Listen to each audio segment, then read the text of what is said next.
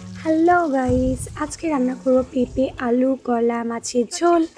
তো এই যে পেটের গন্ডগোল হলে এই তরকারিটা তোমরা ট্রাই করতে পারো।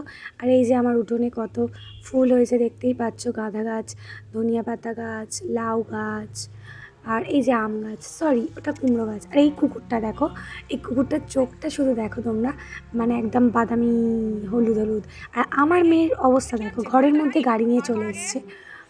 তো মানে সারাক্ষণ লেগেই আছে গাড়িটা নিয়ে, এদিক ওদিক এদিক ওদিক। তো আমি রেসিপিটা আজকে পুরোপুরি তোমাদের সাথে শেয়ার করছি। প্রথমে পেঁপে কলাটা আগে ভেজে নেব তেলের মধ্যে দিয়ে, মাছ ভাজাটা তুলে নিয়েছি।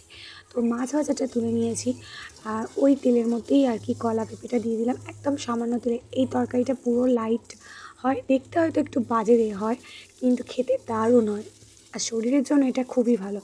তো এখানে কাঁচা লঙ্কা দিয়ে দিয়েছি। পেঁপে কলা আলুটা ভাজার পরে আলুগুলো দিয়ে দিলাম, তারপর ভালো করে কষিয়ে নিয়ে জলটা দিয়ে দিলাম।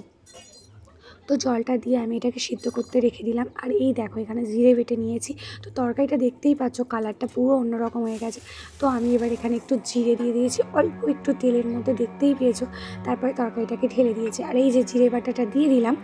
তারপরে আবার মাছগুলোকে দিয়ে দেবো। তো মাছগুলোকে দিয়ে দেওয়ার পরে আমি ভালো করে নাড়িয়ে দিচ্ছি, যেহেতু জিরে বাটাটা দিয়ে দিয়েছি। তো এই যে আমার তরকারিটা পুরোটা রেডি, পুরো ডান। তো আমার তরকারিটা কেমন হয়েছে, আমার রেসিপিটা যদি ভালো লাগে অবশ্যই আমাকে কমেন্ট করে জানাবে, সাবস্ক্রাইব করবে আমার চ্যানেলটাকে প্রত্যেকটা ভিডিও পাওয়ার জন্য। আর